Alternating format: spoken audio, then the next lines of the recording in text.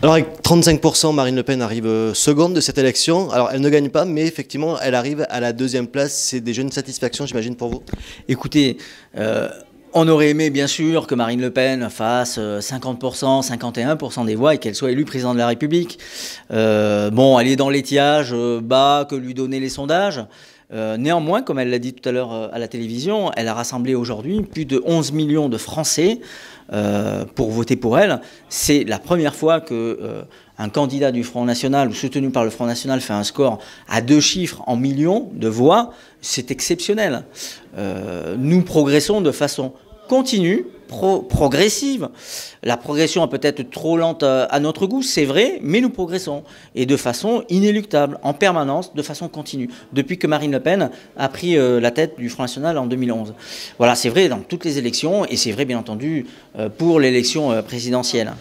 Ici, entre le premier tour et le deuxième tour, il y a quand même une progression de près de 15% des voix, ce qui montre la capacité qu'a aujourd'hui le Front National à s'ouvrir à un plus large public, à s'ouvrir à de nouvelles alliances. Bon, on l'a fait avec Debout la France, ils sont parmi nous aujourd'hui, quelques militants de Debout la France sont parmi nous aujourd'hui ce soir, pour fêter notre score, nos résultats, et nos militants, et rendre hommage à nos militants.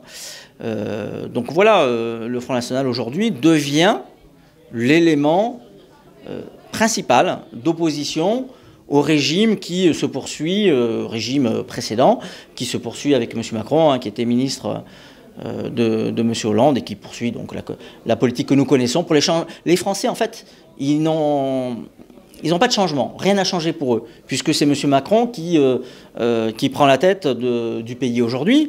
Eh bien, au même titre que M. Hollande l'a fait auparavant, c'est la même politique qui va être suivie. Donc il n'y a rien de changé pour les Français, il n'y a pas de renouvellement.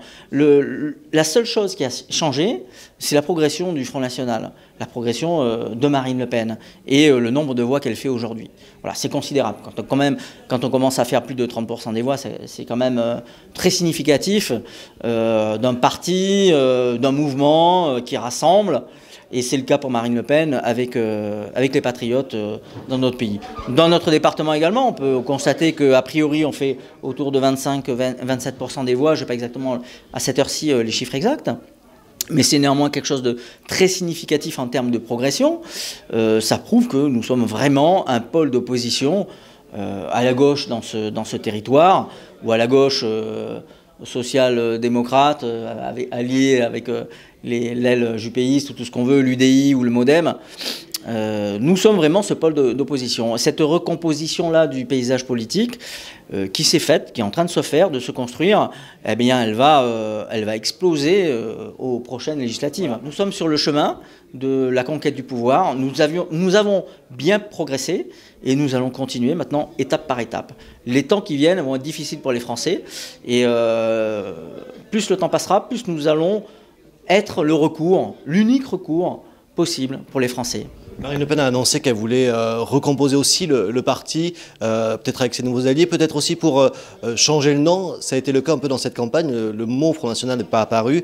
Est-ce que c'est pour peut-être gommer une histoire ancienne du Front National qui n'est plus en adéquation avec ce que veut faire Marine Le Pen de ce parti politique ? Alors, je ne pense pas qu'il y ait de relation avec l'histoire du Front National. Le Front National a été créé en 1972. Bon, c'est un parti qui n'est pas très vieux, c'est pas aussi vieux que les partis gaullistes ou bien les partis radicaux socialistes, le Parti radical ou les partis socialistes, hein, ou la SFIO, mais le Front National a vocation à s'agrandir, à devenir un pôle de rassemblement de tous les patriotes. Il peut très bien changer de nom, il peut très bien s'appeler autrement, ça n'a aucune importance. L'UMP est passé de l'UMP à Les Républicains. Voilà, il n'y a rien d'exceptionnel là-dessus, c'est son évolution qui correspondra peut-être, hein, Marine Le Pen, elle n'a pas parlé de changer de nom, mais elle pourra peut-être le faire pour tenir compte du pôle de rassemblement qu'elle est en train de créer et de la plus large audience qu'elle aura et qu'elle a déjà aujourd'hui. Aujourd'hui, Debout la France a déjà rejoint le Front National et Marine Le Pen. Est-ce que vous attendez à d'autres ralliements, notamment des anciens soutiens de François Fillon, par exemple? Oui, c'est tout à fait possible.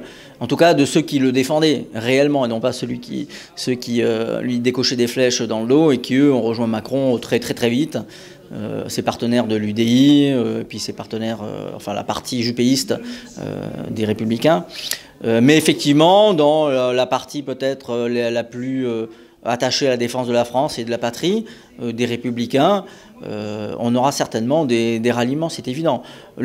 Cette élection présidentielle vient de signer la réalité de la fracture entre le camp patriote et le camp, on va dire, mondialiste, en tout cas qui est ancré dans l'ultralibéralisme, l'ouverture des frontières, et qu'on retrouve tant à gauche que pour une partie de la droite, avec l'UDI qui est très européiste, et les jupéistes également, qui sont aussi, qui sont pas du tout dans le camp patriote. Donc on voit bien que cette élection a bien marqué cette césure dans la France, et cette césure va faire que finalement tous les patriotes des Républicains ne pourront plus se reconnaître dans cette étiquette-là, et nous rejoindront bien évidemment, hein, comme l'ont fait déjà des grands ténors gaullistes, hein, comme Marie-France Garot, c'est quand même une sommité de l'histoire du gaullisme qui se retrouve aujourd'hui dans Marine Le Pen, et certainement pas ni dans Fillon, ni dans Juppé, ni dans Sarkozy, ni dans ceux qui restent à l'UMP, dont on ne sait plus où ils sont d'ailleurs.